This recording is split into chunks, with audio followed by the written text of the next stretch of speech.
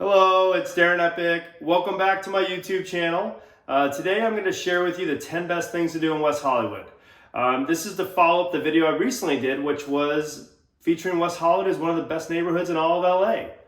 If you like the video you see today, please like the video. If you want to see more content like this about LA, the real estate market, please subscribe. I release a new video every Friday on YouTube.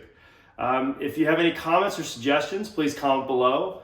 Moving on to 10 best things to do in West Hollywood.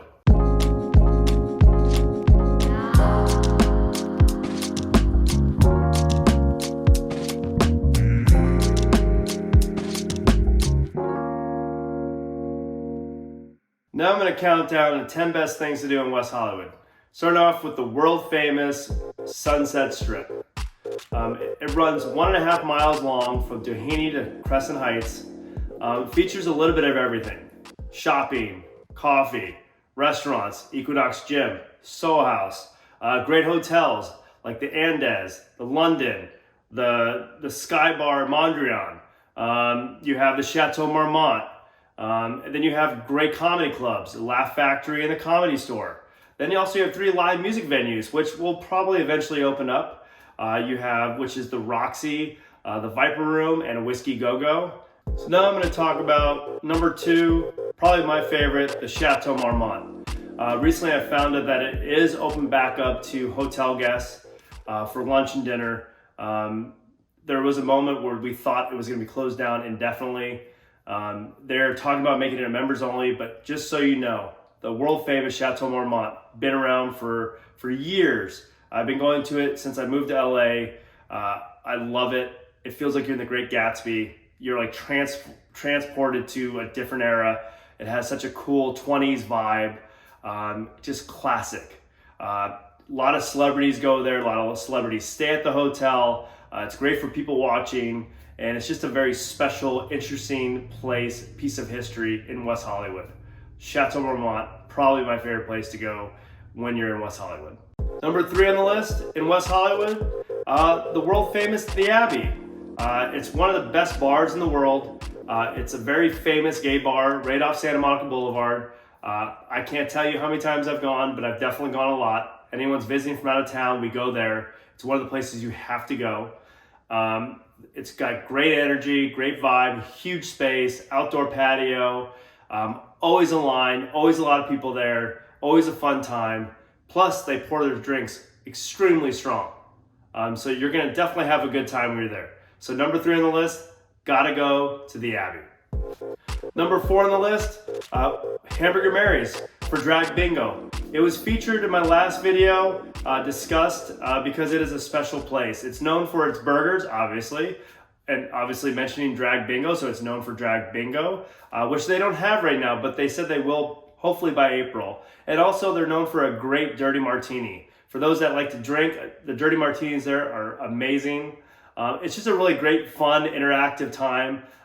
They pretty much they're always entertaining. The drag queens that show up, they are totally entertaining. They're a lot of fun. They're funny. They play with the crowd. When I was there, I got pulled up. I think I got bingo, or I answered a question. So they grabbed some kind of ruler and smacked me in the butt in front of the crowd. My friend loved it. It was kind of embarrassing, but a few dirty martinis in, kind of loved it. So number 4 on the list, great time. If you're in West Hollywood, got to go check out Drag Bingo at Hamburger Mary's. Number 5 on the list, Runyon Canyon. It's probably the most popular hiking destination for tourists when they come to Los Angeles.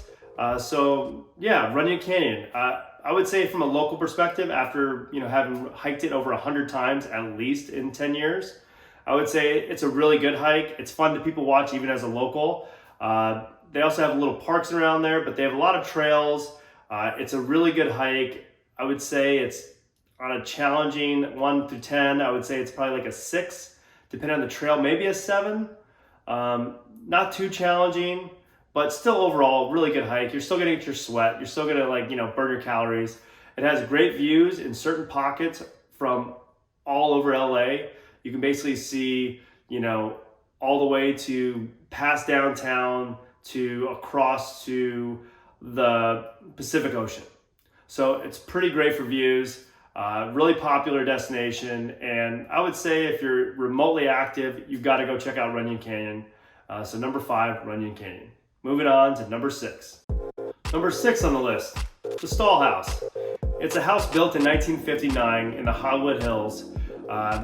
It was recently recognized in 1999 as a historical cultural landmark for the city of Los Angeles. It's also on some lists for the United States as must go sees.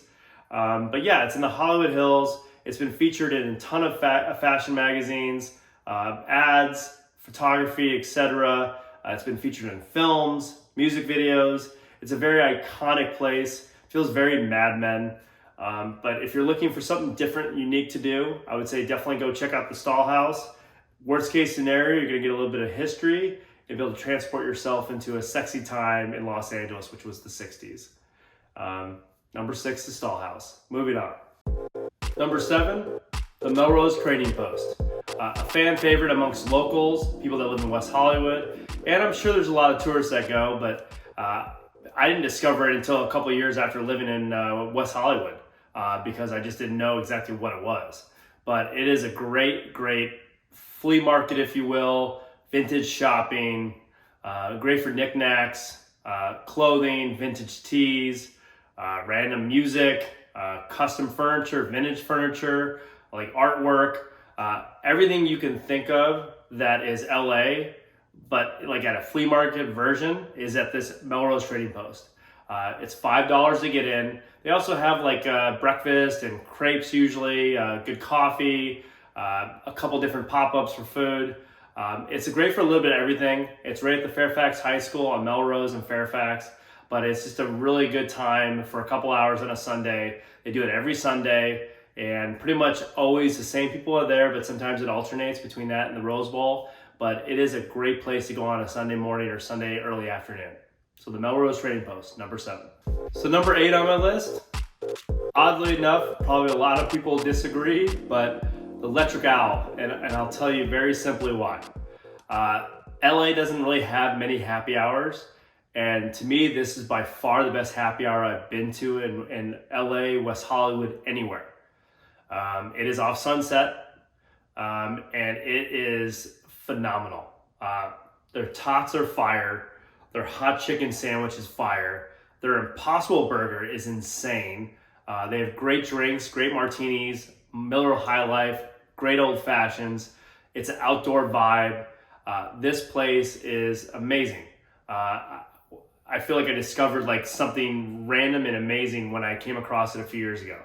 I was very lucky to be invited to go there for drinks. Changed my life. Didn't know LA had a happy hour. So Electric Owl is on this list specifically because it's probably the best happy hour in West Hollywood and Los Angeles that I've ever been to. So number 8, Electric Owl. Number 9 on the list, which you might spend about an hour on it, because I think that's actually only a lot, is the Schindler House, or AKA the Mack Center. It's south of Santa Monica Boulevard, east of La Cienega, smack dab in the middle of West Hollywood. It was built in 1922. It's a place known for its art and architecture. Has a couple of little different exhibits inside the house and exterior of the house.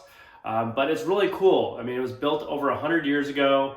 It has, while you're there, you're picturing this place being there over 100 years ago. And basically it's 2 L-shaped apartments connected to each other. So at the time, there was 2 different couples that built it to live there.